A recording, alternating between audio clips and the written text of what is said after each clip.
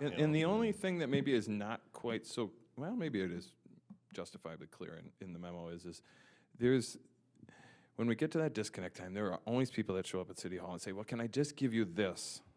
And I say, well, here are the rules.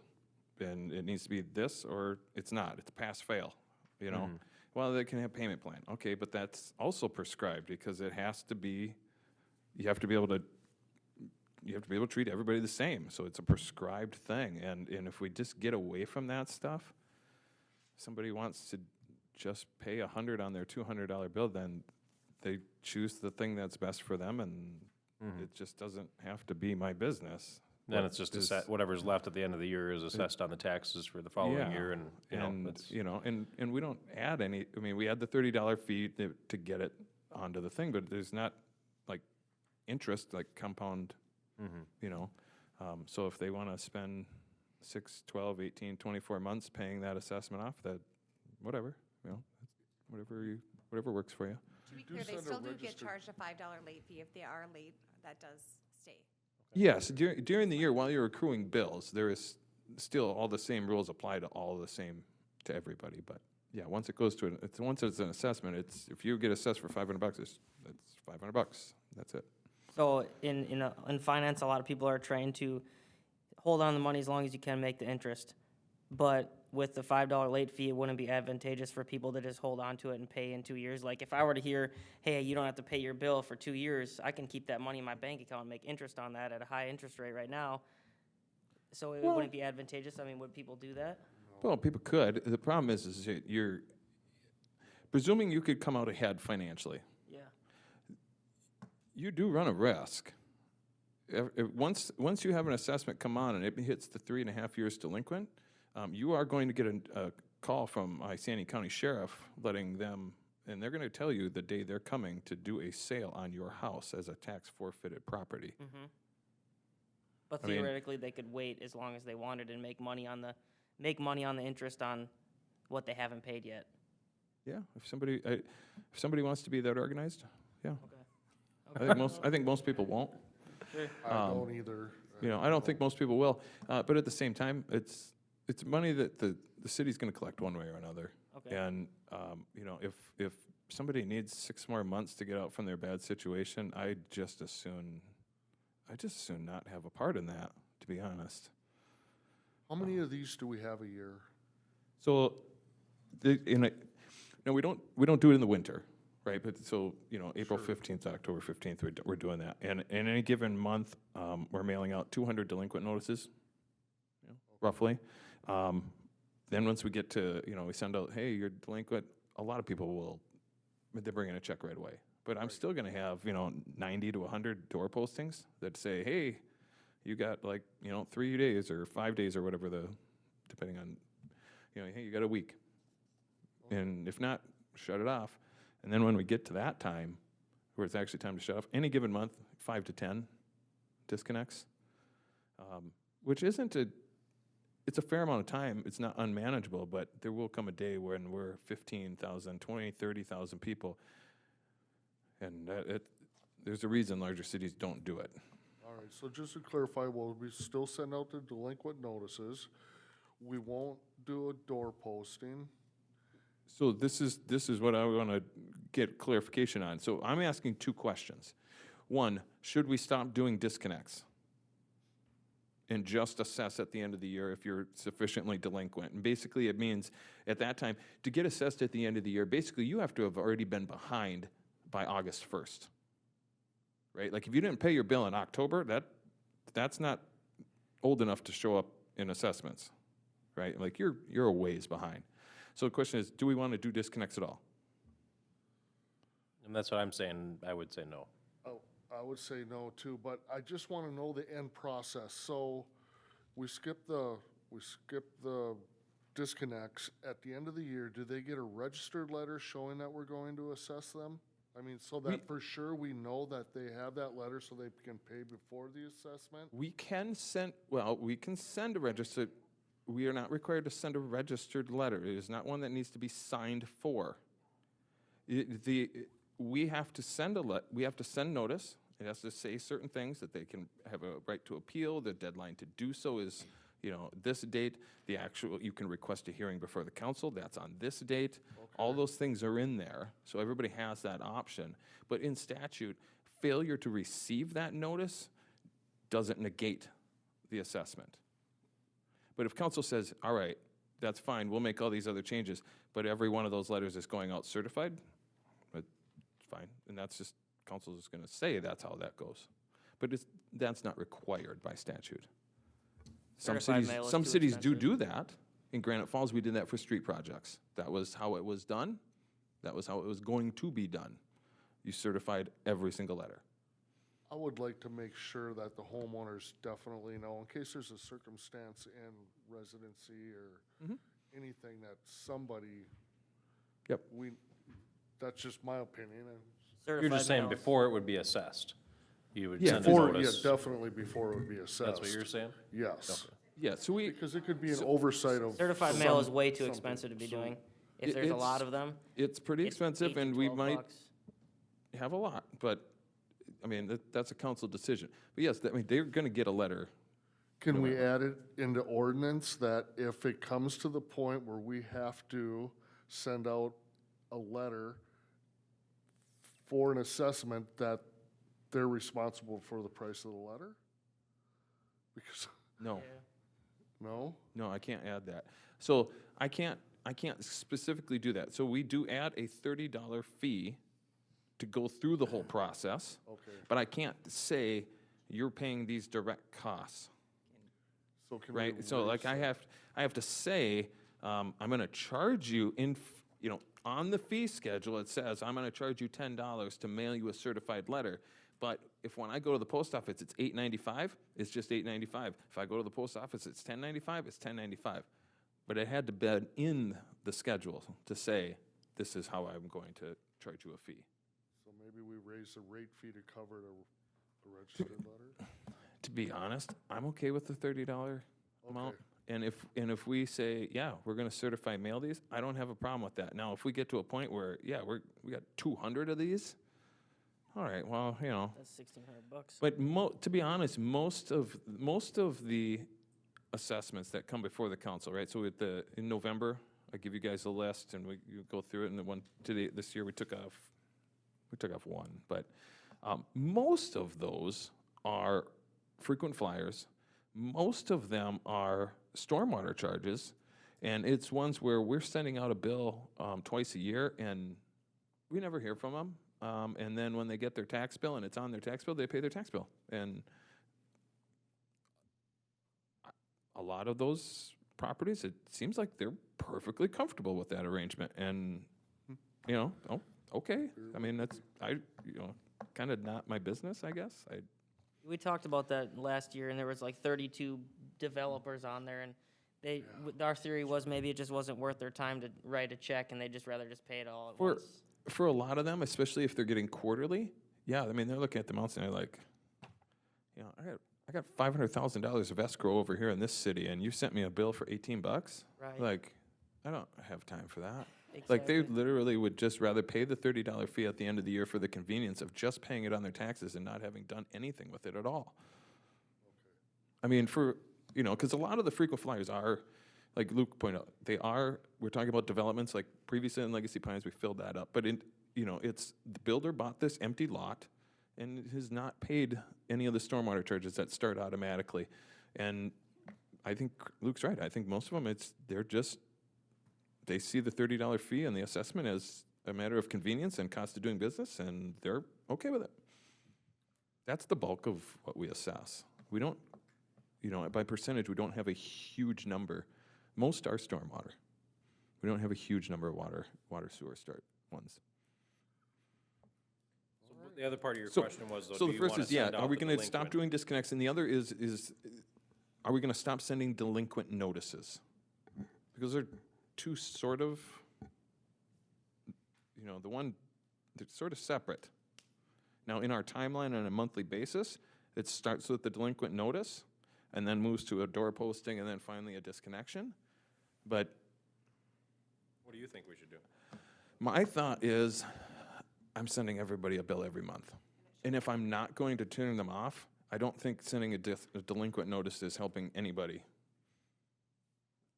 mean, they probably know. I agree, I hate paperwork. Another Yeah. option, instead of doing the certified letter, is possibly, so we have to provide written notice when he's gonna send out that it would be assessed and they can come in a hearing and so on and so forth.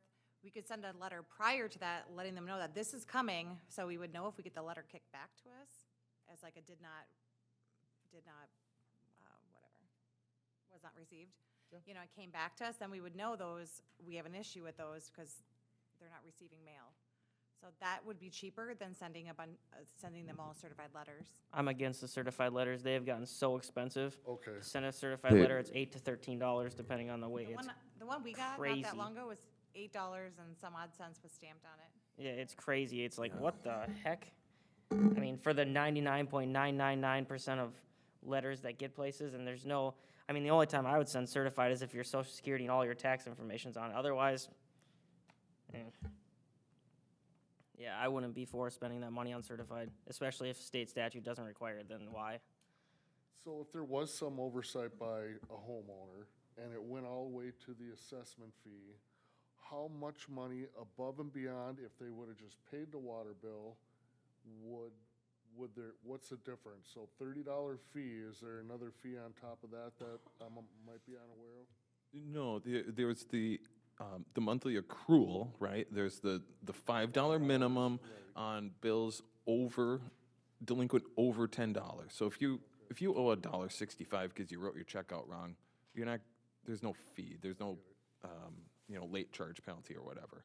So those would accrue throughout the year, and then at the end, it's tack 30 on at the last minute as we send it filed to the county, and then that's it. So 60 Okay. plus 30. Yeah, I'm totally okay then, the way you mean- wanna do it, that's fine. Yeah, and so then if we're not doing disconnects, we're not gonna do delinquent notices, that, to be honest, that is gonna save a whole lot of time. That I mean, sounds So what are you gonna do with that time? well, right. I kind of point this We'll out in the put 'em to memo, work is with this, something. I did 2019, all the I kind of took a Illuminate survey numbers. of finance departments in the area, kind of see what staffing levels were per capita and that kind of thing. And I forget, Joe Rube was the finance director there at the time. He was, or no, it was Greg. Anyway, they had, I think they had like 20,000, somewhere in that, and they had 4 staff, which was remarkable. I'm not quite sure how they do that or how much they're contracting, but that got me thinking is I would like to be able to push to keep my department at 4 for as long as we can, but there are 2 things that I have to be able to do consistently over a number of years. One is I need to invest in technology continually to make sure that my staff and I can be as efficient as we can be, but the other is stop doing work that doesn't bring value to taxpayers. I don't know that I don't know that disconnects, delinquent notice, I don't know that is really bringing value. Oh, you think about public works too, I mean, agree for with those you guys to go out from and, that perspective. yeah, I've done it with Jim, you go out there and you post these doors, I mean, 100 doors is a lot of doors. And it's not like they're all just on one street or something like that, it's easy to do one street over and over, but to go to 100 random houses all across town, that takes a lot of time. Yes, it does. Yeah. So I think it's good. Okay, so then Josie drafted ordinance change that we got, I think it was the red line version, right? Yeah, the lined out version. So if we're okay with those things, that's how we'll Yes. proceed. We'll get that posted, and then I'll inform my staff tomorrow on, how we'll move forward. Sounds good.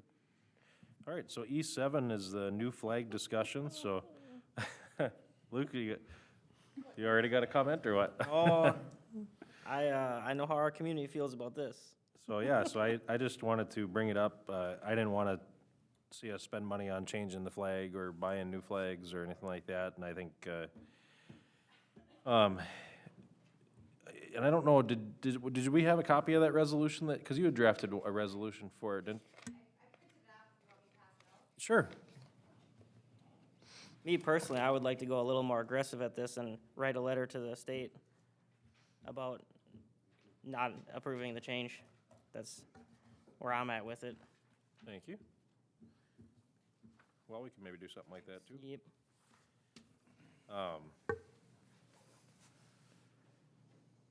Let's see.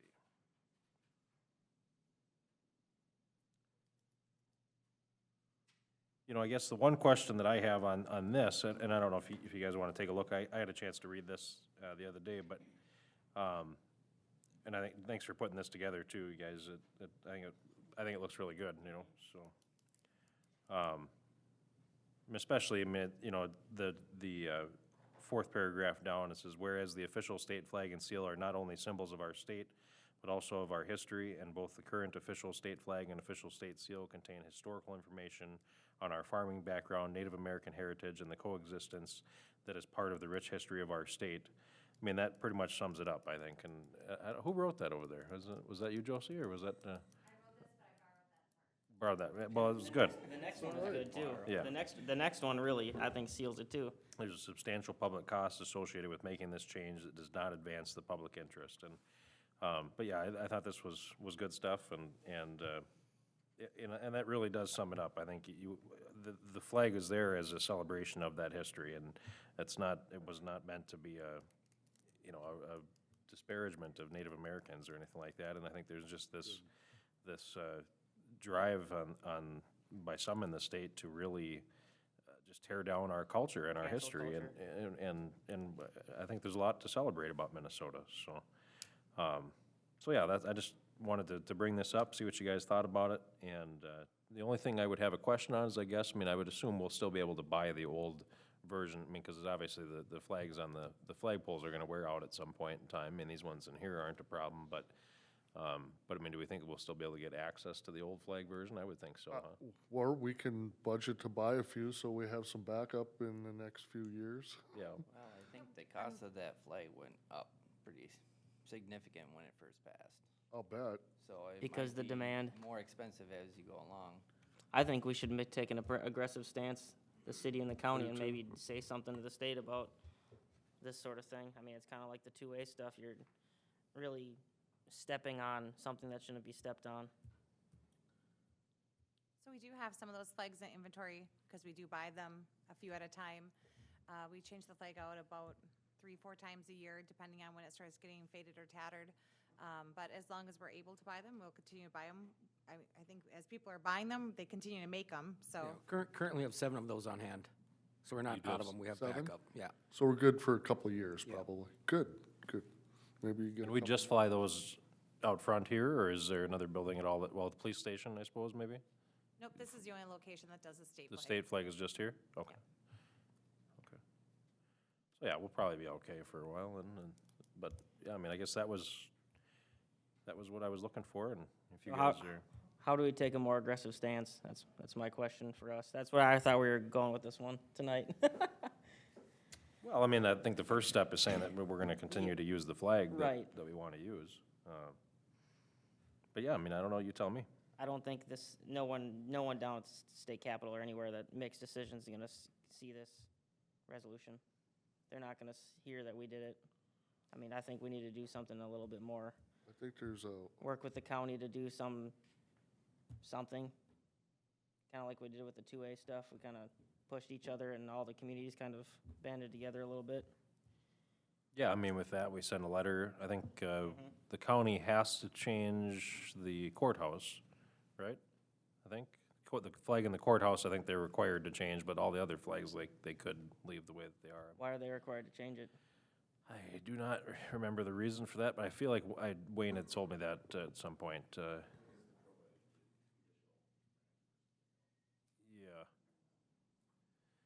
But yeah, no, I think other than that, they could potentially go along with us, and Yeah, I think we should band together on that one. Somehow, some way, write an aggressive letter, and I will be bringing this up at LMC. But I think it might be too late by the time those meet and make any sort of recommendations. That's usually done towards the end of the year, so. Okay. Um, Well, do you want to maybe, I think, maybe you want to maybe take that on, or ask staff to take, put a letter together, kind of highlighting our resolution that we'll send down to the, I don't know, where do you want to send it? Yeah, I think this resolution is good. If we could just kind of throw that in a letter and send it maybe, I don't know if we send it to the county first or how, just a recommendation, and then maybe we can talk to the commissioners and see if I know one of them is on board with something like this, but I don't know where we can really go with it. I just want to put our foot down somehow, if anybody has any ideas. Well, I mean, you could send it to the governor's office, you could send it to the county commissioners, or, I don't know. I think our state reps probably are already well aware of where their constituents are at, so. So this resolution we'll put on the next city council meeting. Yeah. Perfect. Maybe we can come But up what with Luke's some- saying is he'd like to do, not just do a resolution, he wants to do a letter of some kind to, I don't know, So Well, recommending. well, let's get this first and we can work on and do a letter too. basically. what did you just say, George? Well, we're definitely going forward with the Yes. resolution. Okay. Do you want to work on a letter tonight, or do you want to work on one and we'll bring it to the next council meeting to discuss? And I mean, I think if we just take basically this and put it in a simple letter, I don't know who we'd send it to, but I would rather get it done sooner than later because they're kind of rashly pushing through all this stuff, sorry. So I don't know. With the 2A letter that we sent, how do we kind of lay that out? I don't really remember. Did we just take basically, So I think council gave direction to, I believe, the mayor, didn't? Think so, yeah. And I wrote it, and then, Yep. or mainly you, I think, and then I sent it to the county commissioners Yeah. I would on like to behalf do, of the city, is how we Okay. did that one. I would like to do something like that. Just basically take what we said here, send it to the county, and hopefully they all see it, and then, I can talk to them specifically too. I agree. And Get we're that also done this asking them to week. do the same, Yes. or to Yeah. encourage them to. To consider doing the same and consider, so, We reached out to Cambridge or Bram, or maybe they'd like to get involved too. Yeah, it doesn't cost much to hit Send the a local letter. cities all the way around. Yeah. And see if they'll join us, 50 cents a letter. right? 62 cents. 62, Print yeah, one sorry. letter and send them all. Inflation. Okay, Would- well, is I'm that- would fine, that- I'm fine with that if you guys want to do that, yeah. Just a basic sum up of this, and then, Okay. And Yeah, I you- can you put it write on well. behalf of the city council. yeah, I mean, That if you guys are consensus? okay with that. Yeah, I'm I'll fine send it with to that. the mayor to review before I send out if. Okay. Okay. Okay. All right. This next one is a discussion on the red flag gun laws, and I was just curious, and this is more of probably a discussion that Travis is gonna have to lead us on a little bit, but, as far as I understand it, the city has some involvement in enforcing these laws, and so, I mean, it would be either the city attorney or yourself, right? But how much of that is stuff that you would pass along to the sheriff's office, or, I mean, how do we interact with that situation, I guess? Yeah, I mean, there's interesting things in that statutory that came upon us, and I met with Sheriff Cyberlick on some issues. Generically, just to overview, it's an extreme risk protection order.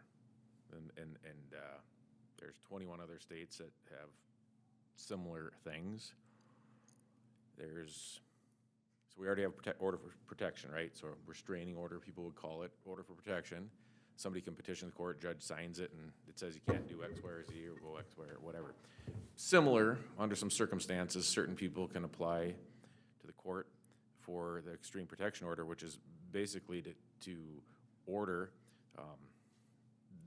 firearms being removed from a person. And there's two processes the judges can sign. They can do an active, meaning you actively remove them because it's such a threat, or passive, which means we send a letter and say, surrender, right? So that's kind of the big thing, and I think your question's more, how does it play out here? Well, this is actually one that was a Wright County order, right? It's kind of interesting, there's a lot of stuff that happened, and there wasn't even forms even. Yeah, I mean, Out- it's pretty poorly written, and it's. 100%, yeah, so, yeah. There's things in here that are interesting, and we could have one heck of a discussion about it.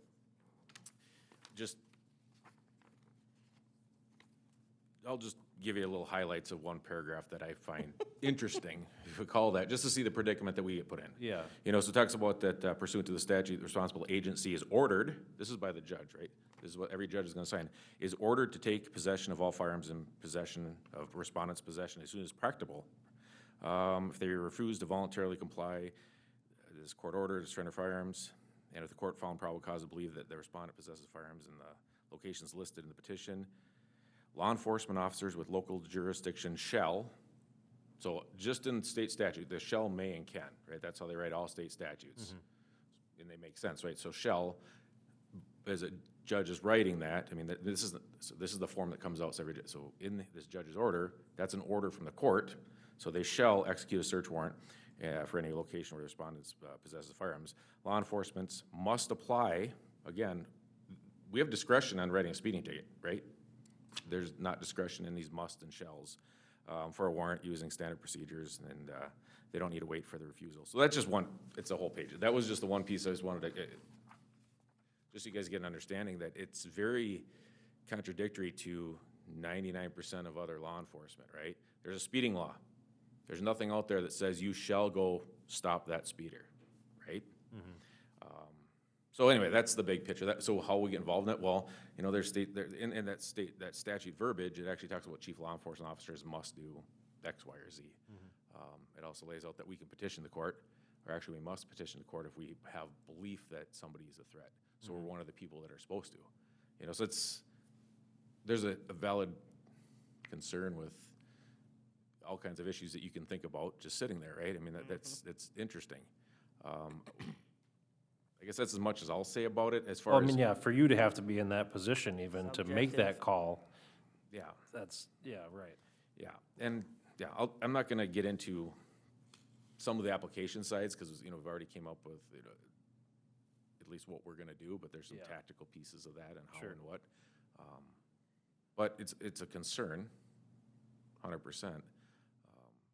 I don't know how these judges, I know that was January 1st, or actually the 2nd, I think, we put a email to the judges to meet with them, and we did get a response, but we haven't had that date yet, because we want to actually sit down as far as the chiefs for the county, the city, Yeah. as well as the sheriff, and meet with them and say, here's our concerns, just understand, you know, so we're both on the same page. If you sign this order, here's our concerns, right? So just so, it's a lot easier for somebody to sit back in an office and not really understand that practical application, you know? Yeah, so it's very unknown, and it's not something that came out pretty, you know, fast. There's not a lot of direction on it. Yeah. Even, you know, the league put out their kind of 4-page thing of it, and there's, you know, they mentioned that there's a lot of vagueness on how to apply some of that stuff, so that's what we're dealing with. We haven't had to deal with it yet, but my biggest concerns as far as my position, some of those statutory languages say with the shall and the may, and you're ordered to, right? I mean, that's a whole different realm compared to a lot of other stuff we deal with in law enforcement. Well, maybe we should discuss that a little bit more in the future or something like that after you've had a chance to sit down and Yeah, I would, yeah. I mean, and I probably kind of put you on the spot tonight, maybe where I could understand there's certain aspects to that you're not ready to discuss right now. Well, so- there's aspects of that I'm not gonna discuss in public. Right. Yes. Yeah, so, I've been concerned about this since last year when we talked about the 2A stuff and the Senate files that were kind of snuck in, and that red flag law is a bad thing from the start. There's too much subjectivity. If there's one police officer that doesn't like you, he can submit a report and say you're not able to own guns, and then there goes your guns, you know? So there's, well, and that was kind of my line of thinking on this, was that could we give, you know, but that would go to the language you just talked about there too, where Shall it's, and may. you're kind of forced, if you believe that there is a situation where you would have a risk, that you're kind of forced to act on that. You Right, know, because if you're, you know, and some of the questions that we're trying to get the answers to is if what's the determining factor on this, you know? So you shall do it, but if you don't, with what information, where's the Yeah, threshold? what kind of there? liability are you in then too, if you don't But do I'm not it, as then- concerned as that as much as, I mean, the persons that can apply for it is spouses, former spouses of the respondent, parents, children, persons that are presently residing with, and persons that are involved in romantic or sexual relationship with the respondent. So those are all the people, including law enforcement and city prosecutors. can Yeah, do it as right. well. So that was my question is, could we put in just city, what would you call that? Just our operating procedures as a city that we're not going to abide by that, you know what I mean? Is that something we could potentially do? I would That agree. our, Well, ci- you our could city do attorney, that. that according to our operating, that the city attorney is not going to do that and the police chief's not going to do that. Well, you could do that, but when you have a court order signed by a judge and I say, well, I'm Saying just that you following what my have to. counsel Well, tells me yeah, to do, that's, you yeah. know, I'm gonna be the one that's, Well, right, and I'm not saying that would be to me a different, but I'm not, that's not what I'm saying. The court order from a judge, I think, is different, but I'm saying that, because you actually have the ability to say, oh, I'm gonna recommend that this person loses their Second Amendment rights, and so does the city attorney. So that's where I'm saying, is that I don't want that to initiate from us as a city. Could we put, operating guidelines in place that we say, well, we're not going to do that? That's the question, I guess, that I was wondering. and, we can get more direction on that, but it still has that whole shell into it. Right. And one of when we were discussing this with some of their chiefs, there is some, just like even like when they had the SRO language change, there was some good intent behind some stuff. It just spun out of control. There's some good intent here. Think about, actually, this order is referring to somebody that was gonna go shoot up their work, right? This is one that was actually issued in Wright County.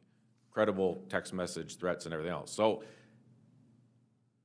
just saying that there are some scenarios that it makes sense. So, now if we didn't do it, if we get information, this person says, I'm gonna do this tomorrow, and we say, well, we have a city policy, it says we're not gonna do anything, so be it. Well, our sheriff could also make that decision, you know what I mean? So, Or something that says you don't have to do it. But I don't it's- think we can contradict state statute. What if the state statute was passed and poorly written? It was good intentions, poorly executed. So who's gonna stand up and say what is that? the road to hell paved with? Isn't Good that, intentions? Yeah, well, it's paved with good intentions, but if they're not doing their jobs right, then why should we have to follow? I don't know. You're at discretion of state statute all the time. In a lot of your situations, you choose whether to 100%, enforce it except or for whether not when the to. statutes use those words shall. Just like in the domestic assault statute, officers shall arrest based on that Yeah, right. demonstrable injury, right? So we have, if now in a regular assault, doesn't say you can or may, it doesn't say anything, it just says here's the law. So like that's the one statute I can think of on the top of my head that actually calls out what you shall. Once you get the shall and versus a may, that's where they're taking away that discretionary piece, which is our biggest concern. That's where we're having issues with it. well, yeah, let's wait till you have that discussion with the judges, and then maybe we can talk a little bit more in private before if we come back to this again, we'll have a little more discussion like that, so. I think that's probably where we'd leave it at this point, you think? Sure. I just wanted to bring it up and just make you guys let's get the wheels turning on it, and it is something that is fresh still that you guys are learning how to deal with, and, I just wanted to do what we could from a city level, and it's certainly something that is within our realm, and something we've taken on action before, and it's something that's directly calling out city employees, so I think that it's certainly something worth discussing and thinking about, but yeah, we'll leave it there for right now, and we'll get more info down the road, so. So E9 was, this one is opposing the North Star Act, which I put a draft resolution together on this, and, I don't know that we necessarily maybe need to move forward with this at this point, because it doesn't sound like this is something that's gonna be taking place, that there's not gonna be a majority for it. They kill it, Well, that's what it sounds like, but we'll see, I but, think it's funny how they even could they entertain it. well they hide they make it sound like it's something good. The North Star Act, that sounds like that's a awfully Minnesotan. Oh, it's all marketing. It's all BS. So, yeah, if that comes through, that's gonna be an issue. but this was another question I had as far as a law enforcement perspective. How do you obey federal law, or would you obey state law, or how do you have to function within that? Yeah, I guess I didn't look too much Yeah. into that piece of the puzzle. Yeah, I mean, and it's not like it's official yet, or that they've even got language that is gonna be officially what they move forward with, but I mean, that could put you in a predicament there too, you know, I mean, it's, To some extent, I mean, we already have issues dealing with the federal agencies, right? I mean, they're, yeah, I mean, so I don't know. I briefly read that before council. I don't know if it would, like practicality, would it change much? You know, because there's nothing we can do with it anyway, because there's nobody from the federal level necessarily that wants to, yeah, I suppose that's. Deal with it. Yeah, yeah. and we can't, you know, there's not nothing we can do with it, you know, as far as that. Yeah, if you don't have somebody at the federal government that's gonna be a working partner with you, then what are you gonna do? Yeah. But, I mean, it does tax our services, and it does impact our residents, and it impacts our public safety, and, you know, I mean, we already had a situation in Isani County where we had cartel, operations that led to, how many people got shot in that, that wasn't in the city or anything, but it was it? Just outside, outside in the county. Yeah. Yeah, one deceased and Yeah. another person was shot. Yeah, so, you know, we're already dealing with these type of issues, and, but, I mean, I'm certainly for, if you guys wanna move forward with it and send a message, you know, we could certainly do that, and, yeah, I mean, do you wanna maybe approach that the same way as the flag one? Yes. Okay. But like I said, I don't think this is probably as pressing of an issue at the time being, but I mean, I think it still at least sends a message that we, as a city, are not gonna be wanting to support that if it does come back up again for further discussion in the session, so. Jeff, what do you think? Yeah. I think it shows our residents where we stand. Yep. And when I was out in my house and I was watching all this, I was always curious as how my city council was voting or what their thoughts were. Because if I didn't like their thoughts, I'd have somebody run against them or vote them out. Well, I mean, you look at what happened in, I mean, New York and Chicago and all the issues that they're dealing with in their cities, I mean, and that's, we don't want that here, you know, I mean, you get police officers getting kicked in the face and guys getting let up, I mean, it's just, we don't need that stuff in a town like ours, I mean, Trafficking, drugs, all of it. yeah, yeah. Yep. And I think this letter would sort of represent the majority of our community too. So that's how we vote. I vote on everything. It's with the majority of the community feel this way about this too. So all these things, I think people are just ticked off. So, yeah, so that one, I guess we'll put a resolution forward for the next council meeting, and then maybe we can draft a letter that kind of highlights the resolution, and I think, what do we send that to the county and Bram and Cambridge? Is that what we thought about for the flag one too? Okay. All right, I think that's it. Unless you, well, we have old business, but I think we're not gonna have time to dig into that, so. Any other comments, concerns, questions? Otherwise, I'll look for a motion to adjourn. Motion to adjourn. Second. I have a motion to adjourn from Councilman Heeman and a second from Councilman Holmgren. All in favor, say aye. I Aye. All opposed, same sign. That motion carries 4-0.